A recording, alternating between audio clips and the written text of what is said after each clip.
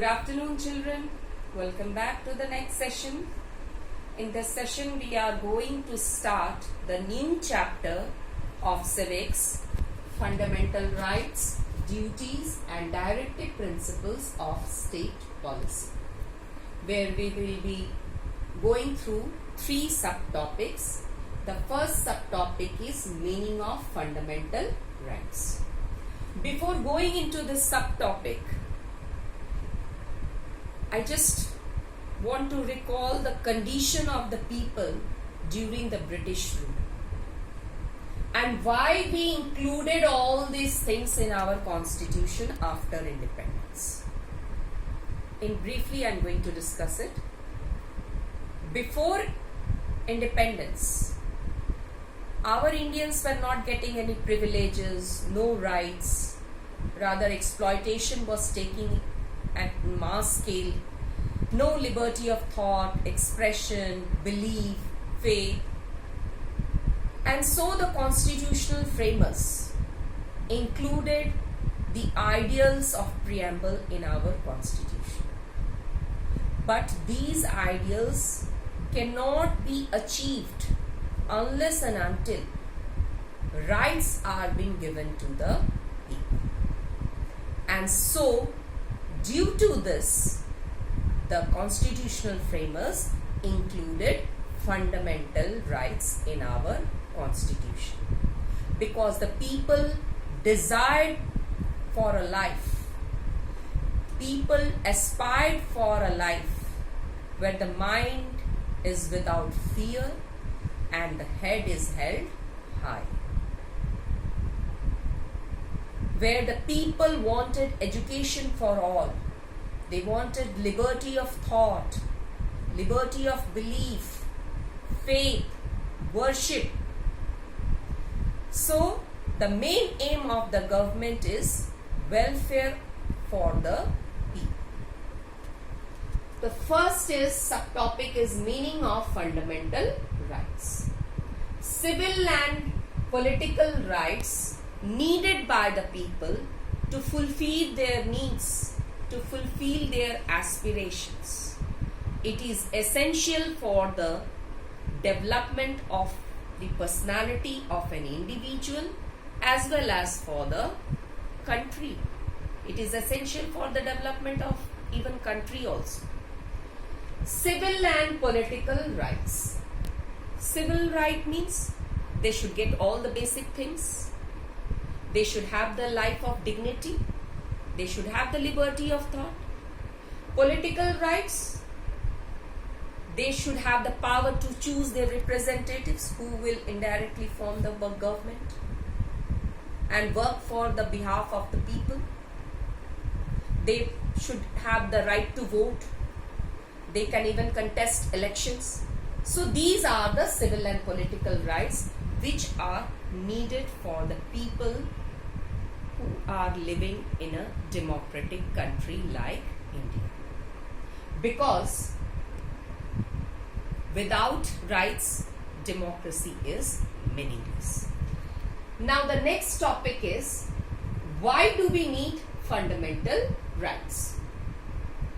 As I told you that democracy will be meaningless without rights. So rights are very essential part for a democracy. Second need is, rights are the guarantees when the things go wrong. When any type of violation took place or any wrong happenings goes against it, rights are only the source by which one can be protected. So that's why rights are the guarantees when the things go wrong. The third need is, it protects the liberties and the freedom of the citizens. Obviously, fundamental rights are the source through which we can have the freedom, have the liberty to settle in any part of the country, to opt any profession, have any type of thought, have any type of belief, faith. It also acts as a means to redress the violation of fundamental rights. Fundamental right, it is also act as a means. means it also acts as a source. If there is a violation of fundamental right, we can move to the court for justice and we can redress the violation.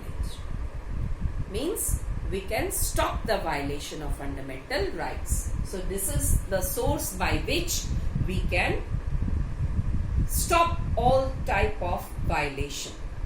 So these are the needs why we need fundamental rights, or in other words we can say that why fundamental rights are important. Now we will discuss about the different types of fundamental rights. Previously there were 7 fundamental rights, but right to property has been removed from our Indian Constitution. The 44 Amendment Act 1970, in 1978 it was been removed. So at present we are having 6 fundamental rights. First is right to equality. Second is right to freedom. Third, right against exploitation. Fourth, right to freedom of religion. Fifth, culture and educational rights. And the last is right to constitutional remedies. So one by one we are going to explain all these fundamental rights. So let's start with the first fundamental right. The first is right to equality, which deals with Article 14 to 18. The first is right to equality. The first provision of right to equality is equality before law. Equality before law. It means that state shall not deny to any person equality before law. Means everyone is equal in the eyes of law. No one will be discriminated. Article 15 states that prohibition of discrimination on any grounds, which means that no one will be discriminated on the grounds of caste, color, creed, sex, religion, etc. That means if any type of discrimination takes place, it should be strictly prohibited. It should be strictly stopped. The third provision of right to equality is equality of opportunity in matters of employment. It means Article 16 states that no one can be declared ineligible for or discriminated against in respect of employment. That means everyone should be given equal opportunities in every spheres of life. The next provision is abolition of untouchability. You would have remembered that Gandhiji called these untouchables as Harijans. Harijans, the people of God. Hari means God, Jan means people. The people of God. And there is no ground to discriminate them. So, to create equality in the society, this untouchability was abolished. The last provision of right to equality is abolition of titles. Again with the main motive to create equality in the society, these titles which were given to them, some people like Sher Khan, Khan Bahadur, these titles were abolished to create equality in the society. No one should be above anyone, with the thought that I am the superior one, the other one will be inferior. No. So that's why with this motive, this title was also been abolished. So these are all the 5 provisions of right to equality, and it deals with Article 14 to 18 of the Indian Constitution. So I stop here. In my next session, we will continue with this fundamental rights. So children, it's my request that please go through the video carefully, understand it, and if you have any queries, you can post your question in WhatsApp group. Stay at home, stay healthy, stay safe.